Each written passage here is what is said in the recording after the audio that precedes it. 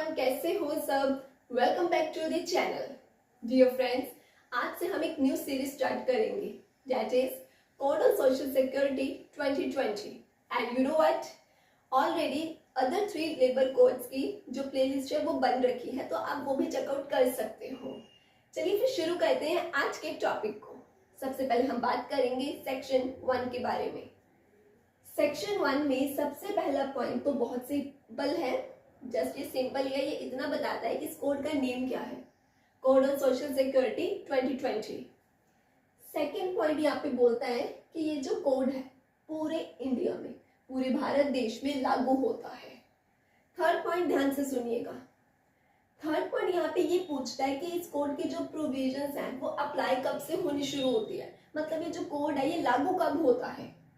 जब central government official gazette में notification देती है ना, तब ये कोड की प्रोविजंस लागू हो जाती है।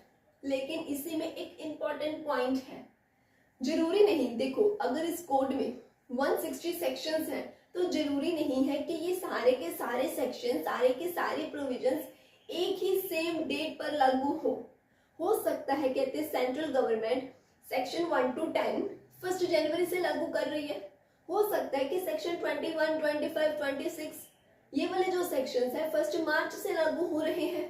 तो मतलब आप समझ गए ना कि यहाँ पर सेंट्रल गवर्नमेंट अलग अलग प्रोविजंस को अलग अलग डेट से भी लागू कर सकती है। क्लियर। फोर्थ पॉइंट की बात करते हैं। अब फोर्थ पॉइंट पता क्या कहता है, इस कोड के जो चैप्टर्स हैं, बड़े ध्यान से सुनना। फोर्थ पॉइंट कहता है कि इस कोड के जो भी चैप्टर्स हैं वो जो है हर एक कंपनी, हर एक एस्टैब्लिशमेंट पर सारे के सारे चैप्टर्स लागू नहीं हो जाते। मान लीजिए, जस्ट सोचिए कि इस एक्ट में मान लीजिए अगर 10 चैप्टर हैं तो वो 10 के 10 चैप्टर्स हर तरह की कंपनी और एस्टैब्लिशमेंट पर लागू नहीं हो जाएंगे। कोई चैप्टर किसी कंपनी पर लागू होता है, कोई चैप्टर किसी कंपनी पर होता है, समझे। तो यहाँ पर कहते, लेकिन अब ये कैसे पता चले कि कौन सा चैप्टर किस कंपनी या किस एस्टैब्लिशमेंट पर लागू होगा। तो यहाँ पर कहते हैं कि इस कोड के जो भी अलग अलग चैप्टर्स हैं, कौन सा चैप्टर किस टाइप की कंपनी या एस्टैब्लिशमेंट पर लागू होगा वो हमें बताया जाता है फर्स्ट शेड्यूल में। समझ गए ये पॉइंट भी। अब हम पॉइंट 5 की बात करते हैं। पॉइंट 5 कहता है, मान लीजिए एक XYZ कंपनी है, इस कोड का जो चैप्टर 3 है प्रोविडेंट फंड के रिलेटेड, ठीक है। मान करके चलिए जो XYZ ये कंपनी है, इसके ऊपर इस कोड का जो चैप्टर 3 प्रोविडेंट फंड वाला चैप्टर है, वो मान करके चलिए कि प्रोविडेंट फंड के जो रूल्स हैं वो इस कंपनी पर अप्लाई नहीं हो रहे हैं, लेकिन इस कंपनी के जो एम्प्लॉयर हैं वो अग्री है, वो मान रहे हैं कि हमारी कंपनी पर भी ये रूल्स अप्लाई करो। प्लस मेजॉरिटी ऑफ एम्प्लॉयज भी इस बात से अग्री है कि हाँ जी यार, ये वाले जो रूल्स हैं प्रोविडेंट फंड के, ये हमारी कंपनी पर भी अप्लाई करो। तो फिर यहाँ पर कहते, जो प्रोविडेंट फंड कमिश्नर होता है ना, वो इस कंपनी पर प्रोविडेंट फंड के रूल्स अप्लाई कर सकता है। लेकिन अगर बाद में एम्प्लॉयर या मेजॉरिटी ऑफ एम्प्लॉयज को लगे कि नहीं नहीं, एक्चुअली नहीं, ये रूल्स नहीं ही चाहिए थे कंपनी में, एवं हमने लागू करवा लिए, तो फिर ये एप्लीकेशन दे करके इनको फिर से हटवा सकते हैं रूल्स को। ठीक, तो इसमें कोई कंफ्यूजन तो नहीं। एक बार रिपीट करते हैं। एक XYZ कंपनी है, इस पर इस कोड के चैप्टर 3 प्रोविडेंट फंड के रूल्स अप्लाई नहीं हो रहे थे, लेकिन इस कंपनी के employer and majority of employees ऐसा चाहते थे कि अप्लाई हो ये रूल्स भी हमारी कंपनी पर। तो प्रोविडेंट फंड जो कमिश्नर होता है फिर वो इस कंपनी पर ये रूल्स अप्लाई कर देता है। समझ गए। अब हम बात करते हैं 6th पॉइंट की। 6th पॉइंट में कहते हैं जो सेंट्रल गवर्नमेंट है ना, उसके पास पावर होती है कि वो 2 मंथ्स का नोटिस दे करके वो किसी भी एस्टैब्लिशमेंट पर इस कोड के प्रोविजंस लागू कर सकती है। इसके लिए मैं एक एग्जाम्पल देती हूँ। मान करके चलिए एक ये A कंपनी है और एक ये B कंपनी है। सिर्फ सोचने के लिए हाइपोथेटिक सिचुएशन ले लो कि मान लो गवर्नमेंट ने ऐसा बोल रखा था कि जिस कंपनी में 20 मतलब 20 या उससे ज्यादा वर्कर्स होंगे वहां पर हम इस कोड के प्रोविजंस लागू करेंगे। तो अब A कंपनी में 20 वर्कर्स थे, तो यहाँ पर इस कोड की प्रोविजंस लागू हो गई थी, ठीक है। लेकिन B कंपनी में सिर्फ 10 वर्कर्स थे, तो अभी अभी हमारी इमेजिनेशन में रूल क्या है, हाँ जी कि 20 या उससे ज्यादा वर्कर्स होने चाहिए तभी ये कोड की प्रोविजंस लागू होगी। लेकिन बी कंपनी में सिर्फ 10 वर्कर्स हैं, तो दैट मीन्स इस कोड की प्रोविजंस इसके ऊपर लागू नहीं हो रही है ना। लेकिन 6th पॉइंट बोलता है सेंट्रल गवर्नमेंट के पास ये पावर है, वो कह सकती है इस बी कंपनी को भी 2 महीने पहले नोटिस दे करके कि अब से क्या हो जाएगा, तेरे ऊपर भी इस कोड की ये प्रोविजंस लागू हो जाएंगी। तो मतलब सेंट्रल गवर्नमेंट के पास ये पावर है, वो किसी भी एस्टैब्लिशमेंट किसी भी कंपनी के ऊपर इस कोड की प्रोविजंस को लागू कर सकती है 2 महीने पहले नोटिस दे करके। समझ गए ये पॉइंट भी। अब ना हम 7th पॉइंट की बात करते हैं। ये पॉइंट ना बिल्कुल 5th पॉइंट जैसा ही है। कैसे, वो ध्यान से सुनो। 7th पॉइंट के अकॉर्डिंगली एक ए कंपनी है, इसके ऊपर ना इस कोड का जो चैप्टर 4 है ESI एम्प्लॉय स्टेट इंश्योरेंस वाला जो चैप्टर है, इस ए कंपनी पर कहते ये जो चैप्टर 4 है वो अप्लाई नहीं हो रहा है। बट अगेन वही बात, इस कंपनी के एम्प्लॉयर अग्री करते हैं, मेजोरिटी ऑफ एम्प्लॉयज भी अग्री करते हैं कि भाई हमारी कंपनी में भी चैप्टर 4 ESI वाले जो रूल्स हैं वो अप्लाई किए जाए। तो यहाँ पर अब ESI कॉर्पोरेशन का जो डायरेक्टर जनरल होता है ना, वो क्या कर सकता है, अब इस ए कंपनी पर ESI वाले जो ये रूल्स है ना चैप्टर 4 के, वो अप्लाई कर सकता है। मैंने अभी आपको ये क्यों बोला कि ये 7th पॉइंट 5th पॉइंट जैसा है, क्योंकि 5th पॉइंट में हमने क्या समझा था कि कंपनी पर चैप्टर 3 प्रोविडेंट फंड वाले रूल्स अप्लाई नहीं हो रहे थे, लेकिन एम्प्लॉयर एम्प्लॉय अग्री थे, तो प्रोविडेंट फंड कमिश्नर ने फिर उनकी कंपनी पर ये अप्लाई कर दिया था रूल्स। 7th पॉइंट में चैप्टर 4 ESI वाला मान लो किसी कंपनी पर अगर नहीं लागू था, लेकिन एम्प्लॉयर और एम्प्लॉइज चाहते थे लागू हो, तो फिर ESI कॉर्पोरेशन का जो डायरेक्टर जनरल होता है वो लागू कर सकता है उन कंपनी पर ESI वाले rules. Clear. Last 8th point बात करता है, अगर मान लीजिए एक कंडीशन थी, अगेन हम वही एग्जांपल यूज करते हैं कि मान लो एक कंडीशन थी कि अगर किसी कंपनी में 20 या उससे ज्यादा वर्कर्स होंगे तभी क्या है इस कोड के प्रोविजंस आप पर अप्लाई होंगे। अब मान करके चलो जो ये PQR कंपनी है, इस कंपनी में 25 वर्कर्स हो चुके थे, तो इस कंपनी के ऊपर इस कोड की प्रोविजंस अप्लाई कर दी गई थी, लेकिन बाद में वो 25 वर्कर्स सिर्फ 15 वर्कर्स रह गए, मतलब वर्कर्स कम हो गए। तो कहते हैं बेशक कम हो गए, लेकिन अगर एक बार किसी भी कंपनी या इस्टेब्लिशमेंट पर इस कोड की प्रोविजंस अप्लाई हो गई है तो उसको दोबारा हटाया नहीं जाएगा, जस्ट बिकॉज कि अब वर्कर्स पहले से कम हो गए हैं। बात समझ में आई? तो आई होप आपको ये ऑल 8 पॉइंट्स क्लियर हो गए ना। गुड। अब सेक्शन नंबर 3। फ्रेंड सेक्शन जो डेफिनेशंस हैं वो मैं स्किप कर रही हूँ, लेकिन अगर बाई चांस आपको किसी भी डेफिनेशन में कोई भी डाउट आए तो आप कमेंट करके या गिवन नंबर पे मैसेज करके डाउट क्लियर कर सकते हैं, ठीक है। चलिए बात करते हैं सेक्शन 3 के बारे में।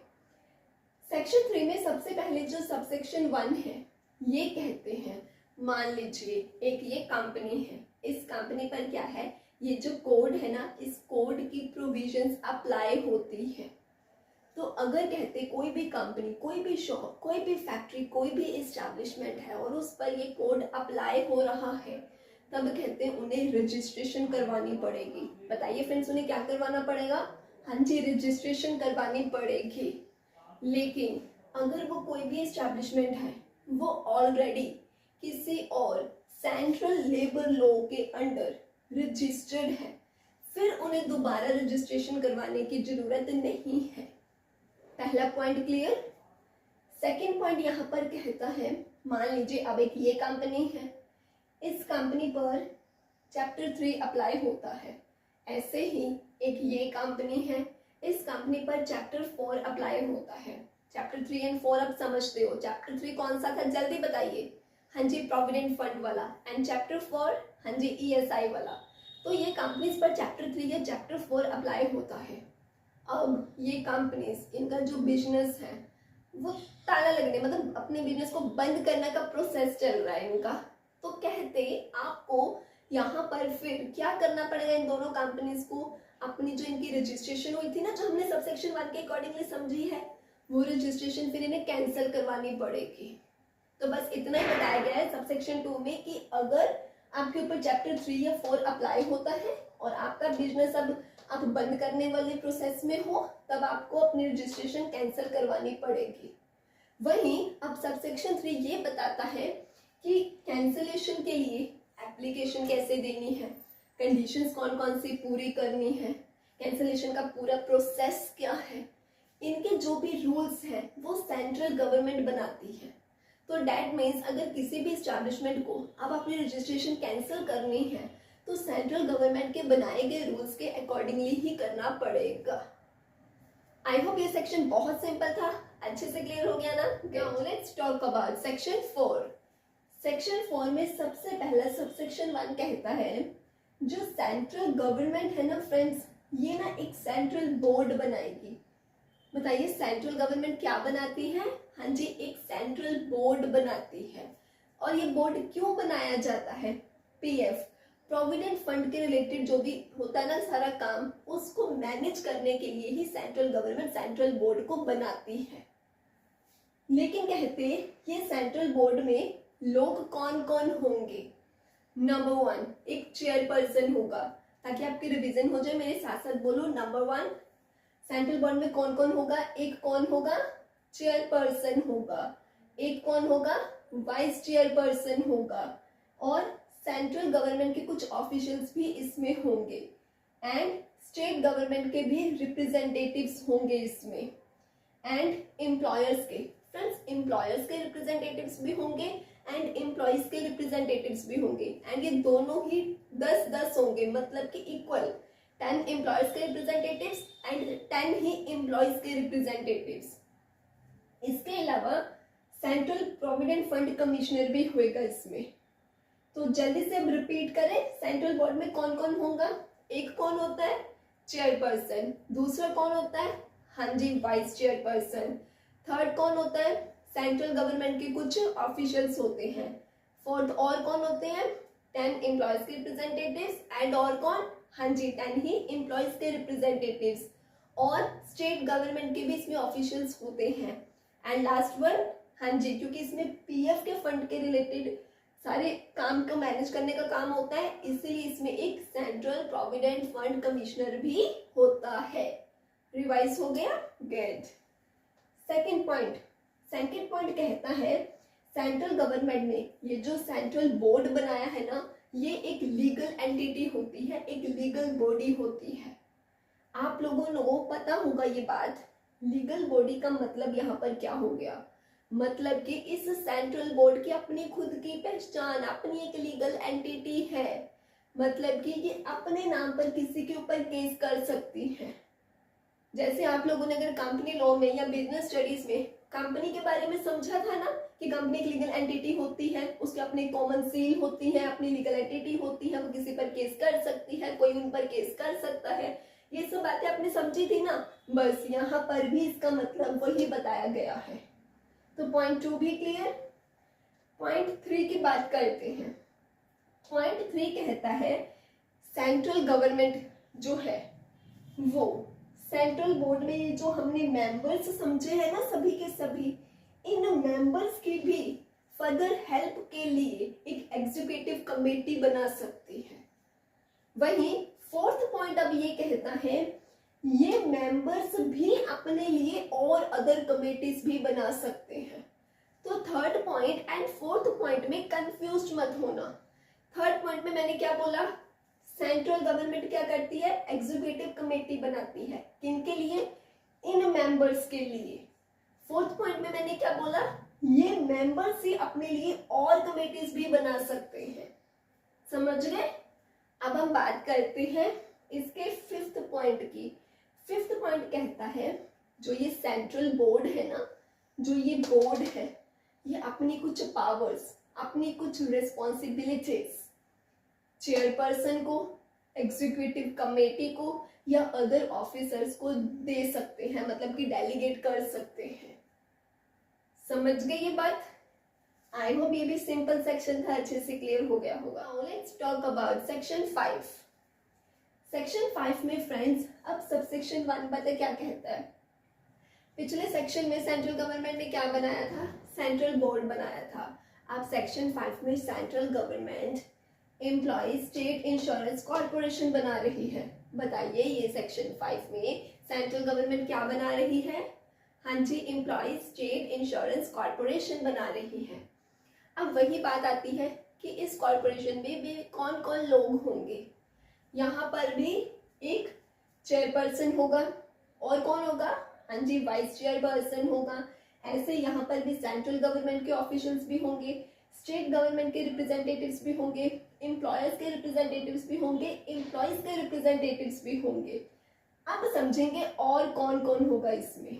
इतना तो आप लोग ऑलरेडी समझ चुके थे। यहाँ पर फ्रेंड्स जो यूनियन टेरिटरीज होती है ना, उसके रिप्रेजेंटेटिव्स भी होंगे, मेडिकल प्रोफेशन के रिप्रेजेंटेटिव्स भी आएंगे इसमें, एंड एमपीज भी आएंगे, लोकसभा राज्यसभा के एमपीज भी इसमें आएंगे, और तो और डायरेक्टर जनरल भी आएगा इसमें ईएसआई कॉर्पोरेशन का। तो पहले तो आप ऑलरेडी समझ चुके थे कितने मेंबर्स, वो तो प्रीवियस सेक्शन से सेम ही है। न्यू और कौन से लोग इसमें ऐड हुए जल्दी बताइए। एक तो यूनियन टेरिटरीज के रिप्रेजेंटेटिव्स, और हाँ जी मेडिकल प्रोफेशन के रिप्रेजेंटेटिव्स, और इसमें कौन ऐड हुआ? एमपीज ऐड हुए, and director general of ESI corporation. Clear? Point 2 की बात करते हैं, जो कि कह रहा है कि ये लीगल बॉडी भी होती है। इसका मतलब आप बहुत अच्छे से समझते हो लीगल बॉडी का मतलब, है ना? तो फिर पॉइंट 3 की बात करते हैं। पॉइंट 3 कहता है सेंट्रल गवर्नमेंट ना ये कॉर्पोरेशन के लिए भी एक कमेटी बनाएगी, और इसके लिए जो कमेटी बनाती है ना, उसका नाम पता क्या होगा? Standing committee. याद कैसे रखना है? ESIC, इसमें से E एंड I को उड़ा दो, बचा S से स्टैंडिंग, C से कमेटी। ठीक है, इसे याद रह जाएगा कि जो सेंट्रल बोर्ड है वो ESI कॉर्पोरेशन के लिए स्टैंडिंग कमेटी बनाती है। क्लियर? फोर्थ पॉइंट कहता है, फोर्थ पॉइंट, कि ये जो स्टैंडिंग कमेटी बनाई गई है ये करेगी क्या? क्यों बनाया गया है इसको? सो डैट ये जो कॉर्पोरेशन है इसके जो भी काम काज है उन सबको मैनेज करने के लिए। फिफ्थ पॉइंट की बात करते हैं। फिफ्थ पॉइंट कहता है कि ये कॉर्पोरेशन के लिए सेंट्रल गवर्नमेंट एक और कमेटी बनाती है। कौन सी? मेडिकल बेनिफिट कमेटी भी बनाती है। याद रखना, ये भी मेडिकल बेनिफिट कमेटी भी बनाई जाती है। तो वो मेडिकल बेनिफिट कमेटी क्या करेगी? हेल्थ केयर फैसिलिटीज प्रोवाइड करने के लिए, ट्रीटमेंट के लिए, ये सब का काम रहेगा उसका। सिक्स्थ पॉइंट कहता है ये जो मेंबर्स, एक तो देखो हम समझ गए ना कि गवर्नमेंट ने इनके लिए स्टैंडिंग कमेटी बनाई थी, वही बात इधर भी आती है, ये मेंबर्स भी खुद से और कमेटीज भी बना सकते हैं। और ये पॉइंट हमने पिछले सेक्शन में समझ लिया ना, जैसे वहां के भी मेंबर्स ने भी खुद अपने लिए और कमेटीज बना सकते थे, इधर भी ऐसा ही है कि ये मेंबर्स भी खुद अपने लिए और अदर कमेटीज भी बना सकते हैं। क्लियर? लास्ट सबसेक्शन 7 बोलता है कि ये जो भी कॉर्पोरेशन है, इस कॉर्पोरेशन में ये जो भी मेंबर्स हैं, यहाँ जो स्टैंडिंग कमेटी बनाई गई है, इस स्टैंडिंग कमेटी में भी तो लोग ही काम करेंगे ना, तो इन सबका टेन्योर क्या होगा? कितने साल के लिए ये लोग काम करेंगे, कितना काम करेंगे, इन सब के रिगार्डिंग जो भी रूल्स होते हैं कहते वो सेंट्रल गवर्नमेंट बनाती है। आई होप ये section clear? Good. Now let's talk about section 6। Section number 6 में अब पता सेंट्रल गवर्नमेंट सब सेक्शन 1 में क्या बताया गया, क्या बनाती है। कहते हैं जो सेंट्रल गवर्नमेंट है ना, ये नेशनल सोशल सिक्योरिटी बोर्ड बनाती है। क्या बना रही है फ्रेंड्स, जल्दी बताइए। हाँ जी, नेशनल सोशल सिक्योरिटी बोर्ड बनाया जाता है। लेकिन ये जो बोर्ड है ये कौन से वर्कर्स के लिए बनाया जाता है? ये बनाया जाता है अनऑर्गेनाइज्ड वर्कर्स के लिए। अब बात आती है कि अनऑर्गेनाइज्ड वर्कर्स कौन से होते हैं, जैसे कि प्लेटफॉर्म वर्कर्स, डोमेस्टिक वर्कर्स, वो लोग जो रेहड़ी वगैरह लगाते हैं या जो दिहाड़ी पे काम करते हैं, इस तरह के वर्कर्स को अनऑर्गेनाइज्ड वर्कर्स बोला जाता है। तो इन लोगों के लिए भी ये बोर्ड बनाया जाता है। सबसेक्शन 2 अब अगेन कि इस बोर्ड में फिर कौन कौन से ही लोग होंगे। यहाँ पर कहते एक तो जो चेयरपर्सन होगा ना, लेबर मिनिस्टर, जो लेबर मिनिस्टर होता है वो चेयरपर्सन होगा। जो लेबर सेक्रेटरी होता है वो वाइस चेयरपर्सन होगा।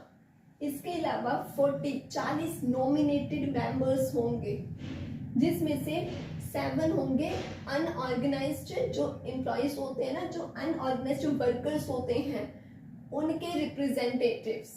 7 कौन होंगे? अनऑर्गेनाइज्ड वर्कर्स के रिप्रेजेंटेटिव्स। ऐसे ही 7 एम्प्लॉयर्स के रिप्रेजेंटेटिव्स होंगे। 7 ही सिविल सोसाइटी के रिप्रेजेंटेटिव्स भी होंगे। 2 होंगे लोकसभा के एमपीज एंड 1 होगा राज्यसभा का एमपी। 10 होंगे सेंट्रल गवर्नमेंट के डिपार्टमेंट के रिप्रेजेंटेटिव्स एंड 5 होंगे स्टेट गवर्नमेंट के रिप्रेजेंटेटिव्स। 1 होगा यूनियन टेरिटरी का रिप्रेजेंटेटिव, ठीक है। और कहते हैं जो डायरेक्टर जनरल लेबर वेलफेयर का जो है वो होगा मेंबर सेक्रेटरी। तो मेंबर सेक्रेटरी कौन होएगा? Director general labour welfare. तो ये सब आपको याद रखना पड़ेगा, जो कि इम्पोर्टेंट आपको पता होना चाहिए कि इसमें कौन कौन से मेंबर्स होते हैं, ठीक है। अब पॉइंट 3 की बात करते हैं। पॉइंट 3 यहाँ पर ये कहता है चेयरपर्सन के अलावा ये जितने भी हमने सब पढ़े हैं ना कि ये मेंबर्स होते हैं, तो ये चेयरपर्सन के अलावा जितने भी ये मेंबर्स हैं ये सब के सब कहते क्या होने चाहिए? एक्सपीरियंस्ड रिस्पेक्टेड लोग होने चाहिए, जिनके पास labour welfare, finance, law, management, technology, administration, accounts, इन सब की नॉलेज और एक्सपीरियंस हो। इस तरह के लोग ही इस बोर्ड में होते हैं। समझ गए ये पॉइंट भी? वही 4th पॉइंट कहता है कि इन लोगों की जो भी टेन्योर होगा कि कितने टाइम तक के लिए ये लोग काम करेंगे, या फिर अगर कोई वैकेंसी खाली है तो वो कैसे फिल करनी है, ये सब कुछ के रूल्स जो है वो सेंट्रल गवर्नमेंट डिसाइड करती है, ठीक है। और इनका सिलेक्शन कैसे होना है, जो भी है ये सब कुछ सेंट्रल गवर्नमेंट डिसाइड करती है। और जब यहाँ पे सेंट्रल गवर्नमेंट ये सब कुछ डिसाइड कर रही होती है, लाइक वैकेंसीज फिल करनी होती है, उस टाइम पे SC, ST, वुमेन्स ये सब की भी रिप्रेजेंटेशन होती है, ठीक है। तो मतलब इनको भी ध्यान में रखा जाता है। 5th पॉइंट यहाँ पे बात करता है ये जो बोर्ड है ना, board national social security board, इसका जो टेन्योर होता है बोर्ड का 3 इयर्स होता है। कितना होता है? 3 इयर्स होता है। 6th पॉइंट यहाँ पर यही कहता है कि ये जो बोर्ड है हर साल कम से कम इसको 3 बार मीटिंग करनी जरूरी है। अगर मान लो अभी 2026 चल रहा है और ये साल ये बोर्ड है, तो ये बोर्ड इस साल में कम से कम 3 बार मीटिंग करेगा। तो मतलब अपने 3 सालों के टेन्योर में कम से कम हर एक साल इसको 3 बार तो मीटिंग करनी जरूरी है। अगर मान लो इनका टेन्योर 2026, 27, 28 है, तो इन तीनों सालों में कम से कम 3 बार मीटिंग करनी जरूरी है। समझ गए इतना पॉइंट? अब हम इसके 7th पॉइंट की बात करते हैं। 7th पॉइंट यहाँ पर ये कहता है कि जो बोर्ड है ना, ये जो हमने भी बोर्ड समझा है नेशनल सोशल सिक्योरिटी बोर्ड, ये बोर्ड ना फ्रेंड्स कहते हैं कुछ स्कीम्स बना सकता है, मतलब अनऑर्गेनाइज्ड वर्कर्स के वेलफेयर के रिगार्डिंग कुछ स्कीम्स बना सकता है और सेंट्रल गवर्नमेंट को रिकमेंडेशंस दे सकता है, आइडियाज दे सकता है कि इस तरह से कोई स्कीम बनाते हैं ना अनऑर्गेनाइज्ड वर्कर्स के वेलफेयर के लिए। समझ गए? 7th पॉइंट में ये था A पॉइंट। B पॉइंट कहता है बोर्ड जो है ये जो कोड है, कोड ऑन सोशल सिक्योरिटी, इसके रिगार्डिंग भी जो एडवाइस है वो सेंट्रल गवर्नमेंट को दे सकता है। C पॉइंट कहता है कि बोर्ड वेलफेयर स्कीम्स को मॉनिटर भी कर सकता है। सेक्शन 7 के A पॉइंट में तो हमने ये समझ लिया ना कि बोर्ड क्या है, अनऑर्गेनाइज्ड वर्कर्स के वेलफेयर के लिए सेंट्रल गवर्नमेंट को रिकमेंडेशंस देता है। लेकिन इसका C पॉइंट कहता है कि जो भी वो स्कीम्स मान लो इन्होंने बना ली है, अब वो अच्छे से चल भी रही है या नहीं, तो ये चीज को वो मॉनिटर कर सकता है, देख सकता है। D पॉइंट कहता है स्टेट लेवल पर जो भी रिकॉर्ड्स हैं, डाटा है, वो अच्छे से मेंटेन करे हैं कि नहीं, इस चीज को भी रिव्यू कर सकता है। E पॉइंट बोलता है फंड, जो भी अकाउंट्स हैं, जो भी खर्चा हो रहा है, कैसे हो रहा है, क्या हो रहा है, ये सब कुछ भी रिव्यू करने का काम ये बोर्ड कर सकता है। F पॉइंट कहता है कि इन सब कामों के अलावा और भी जो काम सेंट्रल गवर्नमेंट अगर बोर्ड को देती है तो वो सारे काम करेगा। 7th point clear? 8th point की बात करते हैं। 8th पॉइंट कहता है सेंट्रल गवर्नमेंट अपने लिए एक एडवाइजरी कमेटी भी बना सकती है। वो कहते हैं चलो हम एक कमेटी ही बनाते हैं जिसमें एक्सपर्ट्स होंगे जो कि हमें एडवाइस दिया करेंगे। समझ गए। 9th पॉइंट बोलता है स्टेट गवर्नमेंट। फ्रेंड्स अभी हमने बात करी थी नेशनल सिक्योरिटी बोर्ड की, लेकिन जो 9th पॉइंट है वो कहता है स्टेट गवर्नमेंट भी स्टेट के लेवल पर एक state unorganised workers social security board बना सकती है। समझ गए। वही 10th पॉइंट अब बोलता है कि चलो जी ठीक है, 9th पॉइंट के अकॉर्डिंगली हम समझ गए कि स्टेट लेवल पर भी स्टेट गवर्नमेंट भी अपने लिए एक स्टेट बोर्ड बना सकती है। अब उसमें भी मेंबर्स कौन कौन होंगे वो हमें 10th पॉइंट बताता है।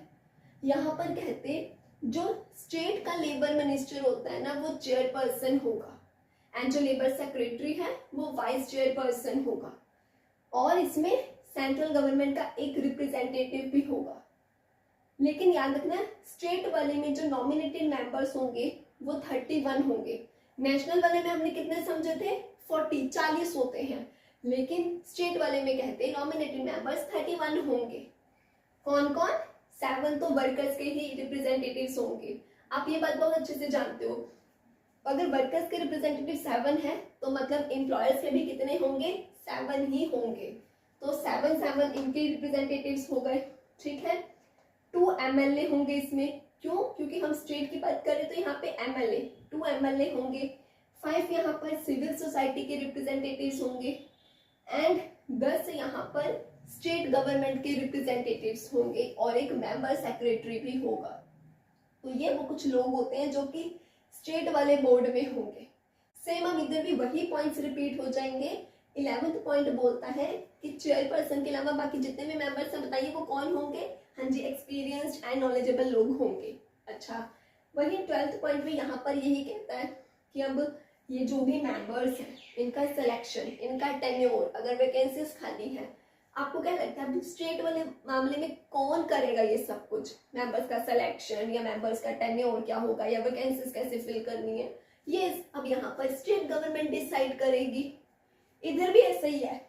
13 पॉइंट कहता है ये जो अब स्टेट वाला बोर्ड है ना, इस बोर्ड का टेन्योर भी कितना होगा बताइए? हाँ जी, 3 इयर्स का होगा। लेकिन 14th पॉइंट में अब मीटिंग वाली बात यहाँ पे थोड़ी अलग है। लेकिन पहले नेशनल वाली बताना, कितनी मिनिमम मीटिंग्स करनी जरूरी थी? 3 जरूरी थी, राइट। लेकिन 14th पॉइंट में कहते स्टेट वाले केस में क्वार्टरली मीटिंग करनी जरूरी है। मतलब हर 3 महीने बाद एक मीटिंग जरूरी है। तो देखा जाए तो पूरे 12 महीनों में कितनी मीटिंग्स हो गई? 4। समझ गए। अब हम 15th पॉइंट की बात करते हैं। फ्रेंड्स पहले ना यहाँ पर नेशनल सिक्योरिटी की बात शुरू हुई थी, नेशनल सिक्योरिटी वाले बोर्ड की।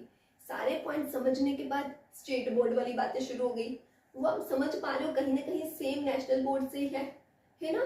ऐसे ही अब जो ये पॉइंट्स है ना ये भी मिलते जुलते हैं। यहाँ पर भी अब 15th का ए पॉइंट पता क्या कहता है? स्टेट बोर्ड क्या है? स्टेट गवर्नमेंट को अनऑर्गेनाइज्ड वर्कर्स के वेलफेयर के लिए जो स्कीम्स है उसके रिकमेंडेशंस दे सकता है। देखो पॉइंट सेम है ना। वहां पर हमने क्या समझा था कि सेंट्रल बोर्ड सेंट्रल गवर्नमेंट को स्कीम्स की रिकमेंडेशंस देता है। यहाँ पर अब स्टेट बोर्ड यूज हो गया वर्ड, एंड स्टेट गवर्नमेंट हो गया। इधर भी बी पॉइंट क्या बोलता है कि स्टेट बोर्ड एडवाइस भी दे सकती है स्टेट गवर्नमेंट को। सी पॉइंट क्या बोलता है? जो भी वेलफेयर स्कीम्स है वो अच्छे से चल रही है कि नहीं उसको क्या करेगा? हाँ जी, मॉनिटर करेगा। डी पॉइंट में थोड़ा सा फर्क है। डी पॉइंट में हमने नेशनल का पता क्या समझा था कि वो स्टेट लेवल पर डाटा एंड रिकॉर्ड्स रिव्यू करता है, राइट। लेकिन जब अब हम बात स्टेट बोर्ड वाली करेंगे, यहाँ पर डिस्ट्रिक्ट लेवल के रिकॉर्ड्स को रिव्यू करेगा। समझ गए। रिपीट करो, नेशनल बोर्ड वाले केस में क्या था? हाँ जी, स्टेट लेवल के वो मतलब स्टेट वाले वो रिकॉर्ड्स को रिव्यू कर रहा था।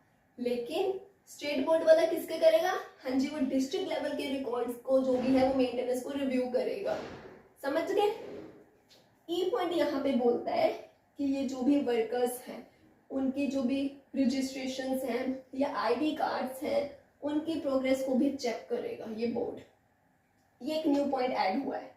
इसके अलावा इधर भी वही बात है, अकाउंट्स पॉइंट्स वगैरह सब चेक किए जाएंगे। एंड लास्ट पॉइंट इधर भी वही है कि स्टेट गवर्नमेंट अगर और भी कोई काम देती है तो वो भी करना पड़ेगा। समझ गए? ऐसे ही अब सेक्शन, इसमें जो सबसेक्शन 16 है वो कहता है स्टेट गवर्नमेंट भी अपने लिए एक एडवाइजरी कमेटी बना सकती है। समझ गए? इधर भी सारे पॉइंट्स मिलते जुलते थे ना, तो अच्छे से क्लियर हो गए। Very good. Now let's talk about section 7। Section 7 में ना फ्रेंड्स, अब कहते हैं जो स्टेट गवर्नमेंट है, कौन सी गवर्नमेंट? स्टेट गवर्नमेंट नोटिफिकेशन निकाल करके एक बोर्ड बनाएगी। पता है अब कौन से वर्कर्स की बात हो रही है? Building and construction workers. तो बिल्डिंग एंड कंस्ट्रक्शन वर्कर्स के लिए स्टेट गवर्नमेंट नोटिफिकेशन निकाल करके एक बोर्ड बना सकती है, जो हमें सबसेक्शन 1 ने बताया है। सबसेक्शन 2 अगेन वही बात, ये बोर्ड एक लीगल बॉडी होगी। लीगल बॉडी का मतलब आप बहुत अच्छे से समझते हो। तो बात करते हैं थर्ड पॉइंट की, जो हमें ये बताता है कि इस बोर्ड में मेंबर्स कौन कौन से होंगे। तो कहते एक चेयरपर्सन होगा इस बोर्ड में, जिसको ना फ्रेंड्स स्टेट गवर्नमेंट ही करेगा नॉमिनेट। ऐसे ही और भी मेंबर्स होंगे, लेकिन वो मेंबर्स मैक्सिमम सिर्फ 15 ही होंगे। इसका मतलब चेयरपर्सन के अलावा जो भी अदर मेंबर्स हैं वो 15 से ज्यादा नहीं होंगे। क्लियर? यहाँ पर कहते हैं स्टेट गवर्नमेंट के रिप्रेजेंटेटिव्स भी होंगे, ये जो बिल्डिंग वाले वर्कर्स हैं इनके रिप्रेजेंटेटिव्स भी होंगे, एम्प्लॉयर्स के रिप्रेजेंटेटिव्स भी होंगे। एंड कहते कोशिश करनी है आपको कि कम से कम एक वुमेन मेंबर भी हो इसमें। तो ये हमें बताया था सबसेक्शन 3 ने। सबसेक्शन 4 बोलता है कि ये जो भी मेंबर्स हैं इनके जो भी सैलरी रहेंगी, अलाउंसेस रहेंगे, या जो भी इनका सब रूल्स जो भी हैं वो सब कुछ स्टेट गवर्नमेंट ही डिसाइड करेगी कि इनके क्या ही टेन्योर होगा, क्या सैलरी, क्या अलाउंसेस, सब कुछ। 5th पॉइंट की बात करते हैं। 5th पॉइंट में सबसे पहले यहाँ पर जो ए पॉइंट है वो कहते बोर्ड क्या है, जो ये बोर्ड है ना, बोर्ड, ये सेक्रेटरी, बोर्ड एक सेक्रेटरी एंड यहाँ पर कुछ ऑफिसर्स एंड एम्प्लॉयर्स को भी अपॉइंट कर सकती है। सीधी भाषा में बोलूं तो यहाँ पर कहते हैं जो बोर्ड है ना वो स्टाफ को अपॉइंट कर सकता है कामकाज के लिए। और यहाँ पर मैंने आपको बताया ना कि ये बोर्ड एक सेक्रेटरी को भी अपॉइंट कर सकता है। तो यहीं पर बात निकल के आती है 5th सबसेक्शन के बी पॉइंट में कि वो जो सेक्रेटरी है ना बोर्ड का, वो चीफ एग्जीक्यूटिव ऑफिसर होगा, सीईओ होगा। तो 5th पॉइंट में कंफ्यूज मत होना। 5th पॉइंट में ए पॉइंट कहता है कि बोर्ड एक सेक्रेटरी, कुछ ऑफिसर्स या एम्प्लॉयर्स को भी नॉमिनेट मतलब अपॉइंट कर सकता है। बी पॉइंट कहता है कि जो सेक्रेटरी है वो इस बोर्ड का सीईओ, चीफ एग्जीक्यूटिव ऑफिसर होगा। सी पॉइंट कहता है कि ये जो सेक्रेटरी है या जो भी ये अदर स्टाफ है, इनके जो भी सैलरी अलाउंसेस वगैरह होंगे वो कहते स्टेट गवर्नमेंट ही डिसाइड करती है। क्या ये पॉइंट सभी को क्लियर हो गए? हम इसके 6th पॉइंट की बात करते हैं। इम्पोर्टेंट है कि ये जो बोर्ड बनाया गया है इसके फंक्शंस क्या है, काम क्या करेगा ये। तो इनमें अब कुछ पॉइंट्स हैं। तो सबसे पहले एक पॉइंट कहता है कि ये जो बिल्डिंग एंड कंस्ट्रक्शन वाले वर्कर्स है ना, अगर इनमें से किसी की भी डेथ होती है या डिसेबिलिटी होती है तो उन्हें बेनिफिट दिया जाता है। बेनिफिट का मतलब आप समझ दो, कंपनसेशन के रूप में। बी पॉइंट कहता है अगर किसी की 60 साल की उम्र हो गई है तो 60 इयर्स के बाद कहते हैं उनको पेंशन मिलती है। सी पॉइंट कहता है कि ग्रुप इंश्योरेंस स्कीम है, अगर कोई ग्रुप इंश्योरेंस स्कीम में है तो प्रीमियम पे किया जाएगा, मतलब उनको इंश्योरेंस बेनिफिट में कवर किया जाएगा। बी पॉइंट बोलता है कि जो वर्कर्स है ना, ये जो बिल्डिंग वाले वर्कर्स हैं, अब इनके बच्चे भी तो होंगे, तो उनके बच्चों के लिए एजुकेशन स्कीम्स चलाई जाएंगी। यहाँ पर ई पॉइंट कहता है अगर कोई बड़ी बीमारी हुई है तो मेडिकल खर्चा नो डाउट बहुत आएगा। आप एक नॉर्मल वर्कर इतने महंगे महंगे मेडिकल एक्सपेंसेस तो बेयर नहीं कर सकता, तो यहाँ पर उनको उन एक्सपेंसेस को पूरा करने की हेल्प दी जाएगी, मतलब मेडिकल बेनिफिट्स दिए जाएंगे। एफ पॉइंट बोलता है अगर कोई फीमेल वर्कर है एंड वो प्रेग्नेंट है तो वहां पर मैटरनिटी बेनिफिट देने की बात भी करते हैं इस बोर्ड में। जी पॉइंट कहता है कि वर्कर्स के लिए उनको मतलब स्किल्ड को डेवलप करने के लिए स्कीम्स चलाई जाएंगी, उनको उनकी स्किल्स को कैसे डेवलप करना उसके अवेयर किया जाएगा वर्कर्स को, मतलब वर्कर्स अपने स्किल को डेवलप कर सके, उन्हें अपने स्किल के रिगार्डिंग अवेयरनेस हो सके, इसके लिए भी स्कीम्स चलाई जाती हैं। अब एच पॉइंट बात करता है यहाँ पर, अगर कोई वर्कर है, आपको पता है ना वर्कर से टेम्पररी इधर से उधर काम के चक्कर में जाना पड़ता है, तो टेम्पररी उनको कहीं ना कहीं रहना तो पड़ता है, तो उनके रहने के लिए उनके एकोमोडेशन या फिर उन्हें होटल फैसिलिटी देनी है, जो भी है ये सब कुछ भी ध्यान रखा जाता है। यहाँ पर नेक्स्ट आई पॉइंट बात करता है कि और भी जो भी वर्कर्स के वेलफेयर के लिए फैसिलिटीज का होना जरूरी है, फॉर एग्जांपल ड्रिंकिंग फैसिलिटी, ठीक है, तो मतलब उनके जो भी वेलफेयर के रिगार्डिंग फैसिलिटीज जरूरी है वो सारी फैसिलिटीज का ध्यान रखा जाएगा। तो ये पॉइंट्स यहाँ पे बताए गए थे। लास्ट सबसेक्शन 7 यही बात करता है यही कि स्टेट गवर्नमेंट क्या एक एडवाइजरी कमेटी बना सकती है, जैसा कि एंड हर एक बोर्ड का हुआ है, लास्ट में कब बोल देते हैं स्टेट गवर्नमेंट या फिर सेंट्रल गवर्नमेंट एक एडवाइजरी कमेटी बना सकती है, तो इधर भी यही बोला गया है। क्लियर हो गया ये भी friend section. Let's talk about section 8। Section 8 अभी तक ना हम क्या समझ रहे थे, ये नेशनल बोर्ड है, ये स्टेट बोर्ड है, ये बोर्ड वो बोर्ड। अब कहते हैं कि जो भी बोर्ड्स हैं इनके जो भी मेंबर्स हैं, क्या बोर्ड में वो जो मेंबर्स हैं उनको उनकी पोजीशन से हटाया जा सकता है, या फिर ऐसे कौन से लोग हैं जो इन बोर्ड के मेंबर्स नहीं बन सकते हैं, वो अब हम समझेंगे सेक्शन 8 में। तो सेक्शन 8 में सबसेक्शन 1 कहता है कि ये कुछ मेंबर्स मतलब ये कुछ लोग होते हैं जो कि इन बोर्ड के मेंबर्स नहीं बन सकते हैं। नंबर ए, अगर पिंकू को इंसॉल्वेंट डिक्लेयर कर दिया गया है, बैंकक्रप्ट डिक्लेयर कर दिया गया है, तो दैट मीन्स पिंकू इनमें से किसी भी बोर्ड का मेंबर नहीं बन सकता है। ऐसे ही बी पॉइंट कहता है अगर कोई पर्सन मेंटली अनफिट है या फिर कोर्ट के द्वारा वो पर्सन अनसाउंड माइंड का डिक्लेयर किया गया है, तो ऐसा पर्सन भी किसी भी बोर्ड का मेंबर नहीं बन सकता है। वहीं अब जो सी पॉइंट है, सी से क्राइम, यहाँ पर कहते हैं अगर कोई पर्सन वो किसी भी क्राइम में कन्विक्टेड है तो ऐसा पर्सन तो ऑब्वियसली कभी भी नहीं। डी पॉइंट कहता है अगर कोई एम्प्लॉयर है, हम जानते हैं एम्प्लॉयर्स भी मेंबर्स बनते हैं, लेकिन अगर मैं आपको बोलूं टोमो एक एम्प्लॉयर है, बट ये जो कोड ऑन सोशल सिक्योरिटी है, इस कोड के तहत आपको चाहिए तो पता है ना एम्प्लॉयर्स भी प्रोविडेंट फंड का पैसा जमा करते हैं, एम्प्लॉय स्टेट इंश्योरेंस फंड में पैसा जमा करते हैं, राइट। लेकिन सोचिए अगर एक एम्प्लॉयर जिसके ये पैसे अभी ड्यू पड़े हैं, जिसने अभी तक ये चीजें जमा नहीं करी हैं, डिपॉजिट नहीं करे हैं अमाउंट, क्या इस तरह के एम्प्लॉयर को बोर्ड का मेंबर बनाया जाएगा?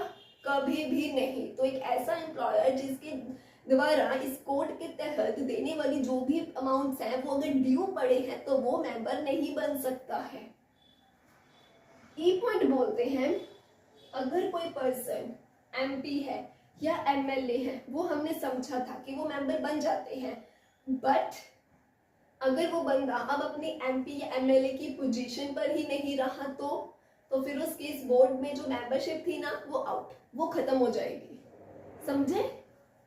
एफ पॉइंट बोलता है एक बंदा पहले एमपी या एमएलए था, अब वो एमपी एमएलए से क्या बन गया है, या तो मिनिस्टर बन गया है, या वो लोकसभा में स्पीकर या डिप्टी स्पीकर बन गया है, या वो राज्यसभा में डिप्टी चेयरमैन बन गया है, तो ऐसे केस में भी वो अब क्या है, बोर्ड का मेंबर नहीं बन सकता है।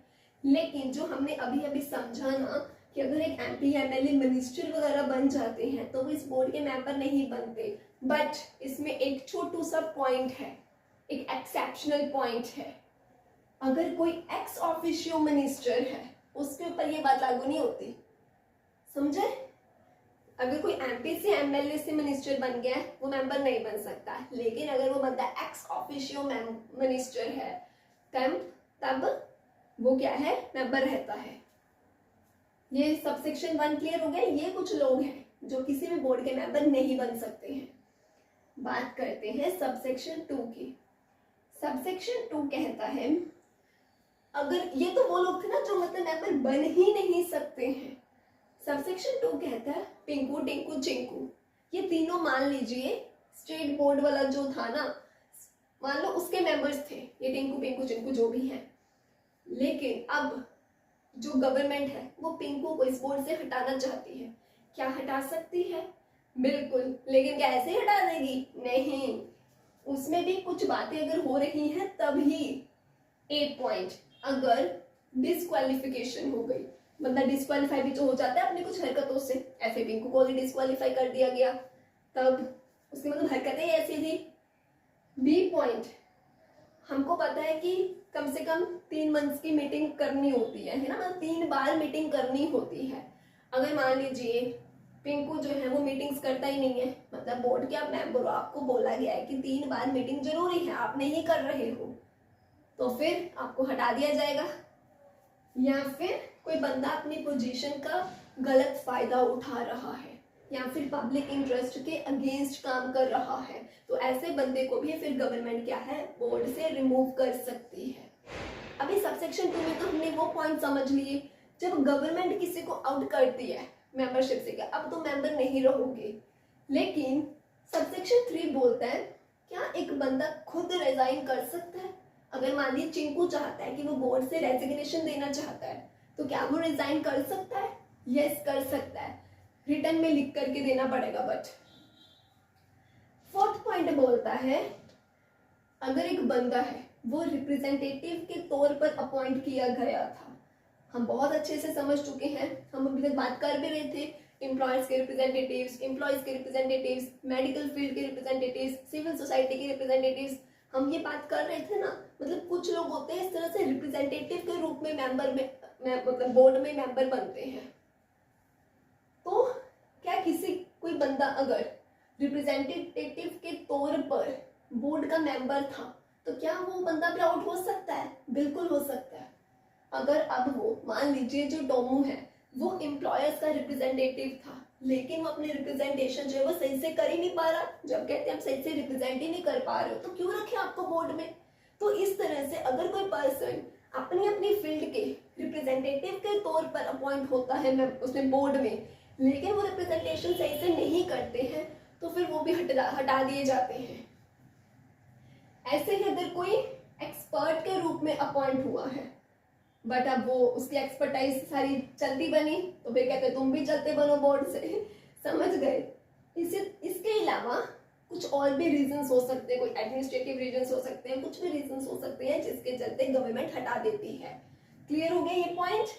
अब सबसेक्शन 5 बात करता है कि अगर मान लीजिए टिंकू इस बोर्ड का मेंबर था, बट अब टिंकू जो कि इस बोर्ड का मेंबर था, वो किसी भी बोर्ड का हो सकता है, या बिल्डिंग वाले वर्कर्स के लिए, अनऑर्गेनाइज्ड वाले वर्कर्स के लिए, किसी भी मतलब बोर्ड का बंदा था, मतलब कि वो, बट अब वो किसी कंपनी के डायरेक्टर वाली फील्ड में चल गया, या फिर वो किसी कंपनी का बोर्ड में बंदा बन गया है, वो जिसके चलते किसी और कंपनी या एस्टैब्लिशमेंट्स में वो काम ऐसा कर रहा है जो उसके अपने पर्सनल इंटरेस्ट के लिए है, उसके अपने पर्सनल फायदे के लिए है, तो फिर उस बंदे को हटा दिया जाएगा। क्योंकि ये पद आप बहुत अच्छे से जानते हो कि ये जो कमेटीज होती हैं या बोर्ड्स होते हैं, इनमें कोई भी पर्सन ऐसा नहीं होता है जिसका किसी और कंपनी या एस्टैब्लिशमेंट्स में क्या हो, अपना पर्सनल इंटरेस्ट हो। तो अगर कोई बंदा पहले बोर्ड का मेंबर था, लेकिन अब उसका किसी कंपनी से एस्टैब्लिशमेंट्स में इंटरेस्ट है जिसमें उसका अपना पर्सनल फायदा छुपा हुआ है, तो वो बंदा कहते हैं फिर बोर्ड का मेंबर नहीं रहता है। आई होप ये सारे पॉइंट्स अच्छे से क्लियर कि कौन कौन से वो लोग हैं जो इन बोर्ड्स के मेंबर नहीं बनते हैं, बन ही नहीं सकते हैं, बन गए हैं तो हटा दिए जाते हैं। समझ गए? Get talk about section 9। Section 9 में ना कहते हैं ये जो भी बोर्ड है, हमने सभी समझे अभी बोर्ड, और हमने ये भी समझा कि बोर्ड में फर्दर कमेटीज भी बनाई जाती है, राइट, जैसे standing committee, executive committee, medical committee.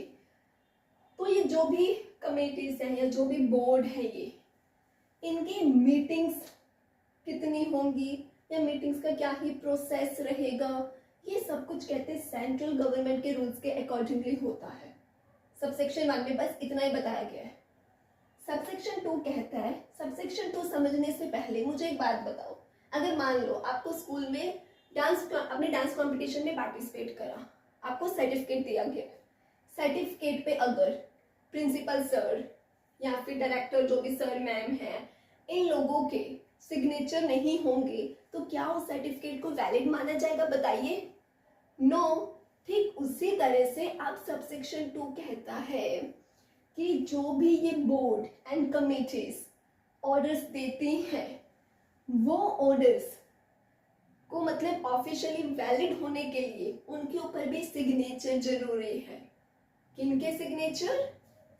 Central provident fund commissioner के, डायरेक्टर जनरल के, डायरेक्टर जनरल लेबर लॉ वाले, लेबर वेलफेयर के, प्रिंसिपल सेक्रेटरी के या अदर ऑथराइज्ड ऑफिसर्स के। इनके अगर कहते हैं सिग्नेचर होते हैं ना, तभी वो जो ऑर्डर्स देती है ना या बोर्ड एंड कमिटीज, उनके ऑर्डर्स जो है वो लीगली ऑफिशियली वैलिड माने जाते हैं। Subsection 2 clear. सबसेक्शन 3 कहता है, बहुत इंपॉर्टेंट ये पॉइंट है, वैसे आपने बहुत सारे एक्ट्स में समझ रखा है, याद करो। आपको मैंने एक्ट्स में एग्जांपल दिया करती थी लड़की की शादी वाली, तो अभी ये पॉइंट सुनो, मैं सिंपली आपको थोड़ा ब्रीफ में बताती हूँ। थर्ड पॉइंट कहता है, मान लीजिए सेंट्रल वाला मान लो बोर्ड है, नेशनल वाला, उसमें मेंबर्स हैं। एक मेंबर जो है मान लो उसकी वैकेंसी खाली है, लेकिन बाकी सारे के सारे मेंबर्स मौजूद है। तो एक वैकेंसी खाली है लेकिन बाकी सारे मेंबर्स ने मिल करके अगर कोई डिसीजन लिया है, तो क्या आप उस डिसीजन को इनवैलिड बोल दोगे जस्ट बिकॉज बीच में से एक वैकेंसी थी? नो। ऐसे ही अगर मान लीजिए स्टेट वाला बोर्ड था, ठीक है, और उन्होंने कोई डिसीजन लिया है, बट वो जितने भी मेंबर्स थे उसमें से मान लीजिए एक दो जो मेंबर्स थे वो क्वालिफाइड थे नहीं, बस ऐसा समझ लो सिफारिश के तौर पे बैठे थे या कुछ भी, मतलब छोटी मोटी कुछ कमी रह गई थी, अब डिसीजन लिया गया, तो क्या एक छोटी मोटी कमी की वजह से या एक आधी सीट खाली होने की वजह से लिए गए डिसीजन को इनवैलिड बोल दोगे? बिल्कुल भी नहीं, डिसीजन वैलिड ही रहेगा। अगर आप लोगों ने मेरी बाकी एक्ट्स की वीडियोस देखी है तो आई होप आपको वो लड़का लड़की की शादी वाली जो मैंने एग्जांपल दी थी वो आपको समझ में आ गई होगी, याद आ गई होगी, है ना। अब हम सबसेक्शन 4 की बात करते हैं कि जो भी मेंबर्स होते हैं कमेटीज के या बोर्ड के, इनको कहते हैं अलाउंसेस वगैरह भी दिए जा सकते हैं, बट सेंट्रल गवर्नमेंट के रूल्स के ऊपर डिपेंड करता है सब कुछ। आई होप बहुत सिंपल सेक्शन था, अच्छे से क्लियर हो गया। Let's talk about section 10। Section 10 में ना फ्रेंड्स बस एक ही बात बोली गई है, ये बस इतना ही कहता है, जो सेंट्रल प्रोविडेंट फंड कमिश्नर है ये मेन एग्जीक्यूटिव ऑफिसर है प्रोविडेंट फंड बोर्ड का, एंड जो डायरेक्टर जनरल है ये मेन एग्जीक्यूटिव ऑफिसर है एम्प्लॉइज स्टेट इंश्योरेंस कॉर्पोरेशन का। रिपीट करिए मेरे साथ, प्रोविडेंट फंड बोर्ड का बताइए एग्जीक्यूटिव ऑफिसर कौन है? हाँ जी, central provident fund commissioner. Employees state insurance corporation का बताइए ऑफिसर कौन है, मेन वाला एग्जीक्यूटिव वाला? हाँ जी, डायरेक्टर जनरल। ये दोनों ही ना फ्रेंड्स फुल टाइम ऑफिसर्स होते हैं। इसका मतलब आप क्या समझ रहे हो, फुल टाइम ऑफिसर्स, कि ये कोई और काम नहीं कर सकते। अब सोचिए जो मिस्टर पिंकू है, अगर ये मान लीजिए प्रोविडेंट फंड बोर्ड के एग्जीक्यूटिव ऑफिसर हैं, ये चाहते हैं एक XYZ कंपनी में कंसल्टेंट की जॉब करना, क्या ये कर सकते हैं? नो। बट अगर मिस्टर पिंकू को सेंट्रल गवर्नमेंट की परमिशन मिल जाए तो क्या तब कर सकते हैं? यस। तो ये सेक्शन में बस इतना ही बताया गया था। आई होप आपको आज का पूरा टॉपिक अच्छे से क्लियर हो गया ना। चलिए फिर मिलते हैं जल्दी ही नेक्स्ट वीडियो में, तब तक के लिए bye bye, take care, happy learning.